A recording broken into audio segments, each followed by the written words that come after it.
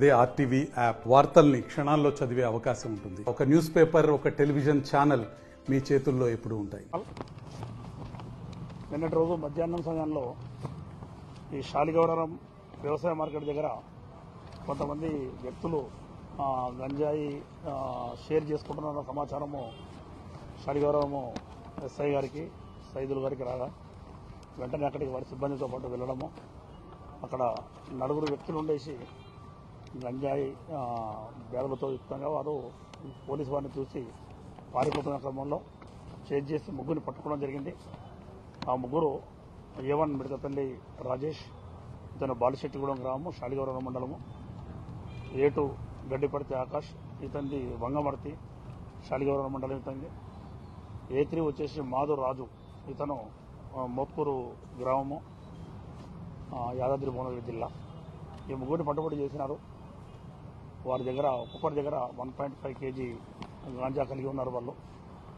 A4 వచ్చేసి బాసాని ప్రశాంత్, ఇతని వంగమర్తి, శాలిగౌరవం మండలం. ఇతను పరిగెత్తి పారిపోవడం జరిగింది.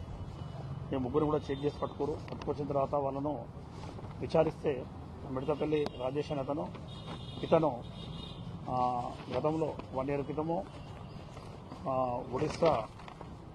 ఒడిశాలోని పుల్వానికి వెళ్ళి అక్కడ కళ్ళు గీత కార్మికుడిగా పనిచేశాడు.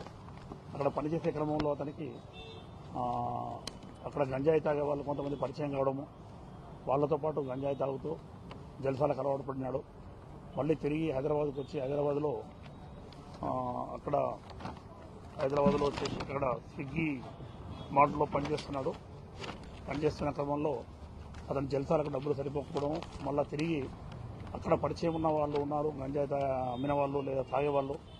అక్కడ గంజాయి వ్యాపారం, అక్కడి నుంచి గంజాయి తీసుకొని వచ్చి ఇక్కడ అమ్ముకుంటే మనము సులభంగా లాభాలు గడించొచ్చనే ఉద్దేశంతో ఇప్పటికీ 3 సార్లు పోయి అక్కడ గంజాయి తీసుకొని వచ్చి హైదరాబాదు తనకు చుట్టుపక్కల తనకు తెలిసిన వాళ్లకు అవసరాలు గంజాయి వాడే వాళ్లకు అమ్మడం జరిగింది. అదే క్రమంలో A2, A3, A4 ముగ్గురు కూడా అతనికి ఫ్రెండ్స్, అతనికి పరిచయం అయ్యారు. వీళ్ళు కూడా గంజాయి తాగేవాళ్ళు ఇతని దగ్గర తీసుకొని, ఆ తర్వాత మొన్న ఇప్పుడు 4th టైం వచ్చేసి రాజేష్ మళ్ళీ నేను తీసుకొని వస్తా అన్నప్పుడు ఈ వీళ్ళు కూడా తలా 3-3 వేలు ఇచ్చారు. వాళ్ళకి చెప్పిండు 10 గ్రాములు మనము 300 రూపాయలకు అమ్మొచ్చు, లాభాలు వస్తాయని చెప్తే వాళ్ళు సరే అని ఒక్కొక్కరు 3000 రూపాయల చొప్పున అతనికి మాకు కూడా తీసుకొని రా అని చెప్పి ఇస్తే మొత్తము అక్కడ ఒడిశాకి వెళ్ళి అక్కడ బరంపూర్ దగ్గర అడవులు ఉన్న ప్రాంతంలో ఒక వ్యక్తి దగ్గర దాదాపు 6 కిలోలు పర్చేజ్ చేసి తీసుకొని రావడము. నిన్న మధ్యాహ్నం పూట వీళ్ళు నలుగురు కలిసి పంచుకునే క్రమంలో 1.5 kg పంచుకొని ఎవరైతే నీడీ పర్సన్స్ ఉన్నారో వాళ్ళకి అమ్ముదామని చెప్పేసి పంచుకొని బయలుదేరే క్రమంలోనే మా ఎస్ఐ గారి సిబ్బంది యుక్తంగా వెళ్ళి పట్టుకోవడం జరిగింది. పట్టుకొని వాళ్ళని ఈరోజు రిమాండ్ చేస్తున్నాం. ఇప్పుడు కోర్టుకు తరలిస్తున్నాము.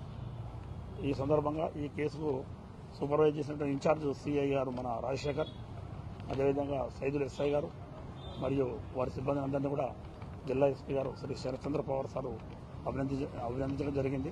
అదేవిధంగా వీరిని మళ్ళీ పోలీస్ కస్టడీ చేసుకుని వీళ్ళు గతంలో ఎవరెవరికి అమ్మారు,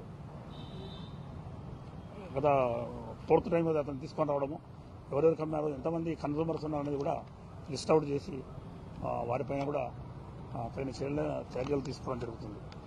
అదేవిధంగా ఇప్పుడు ఈ మిషన్ పరివర్తనలో భాగంగా జిల్లా ఎస్పీ గారు ఏదైతే మన లాంచ్ చేశాడో మన జిల్లాలో గత 8 నెలలుగా ఎవరైతే కన్సూమర్స్ ఉన్నారో వాళ్ళందరినీ కూడా ఐడెంటిఫై చేసి వాళ్లకు కౌన్సిలింగ్ చేయడము, భవిష్యత్తులో వాళ్ళు గాంజా కానీ డ్రగ్స్ జోలికి వెళ్లకుండా మేము అన్ని ప్రికాషన్ తీసుకుంటాము.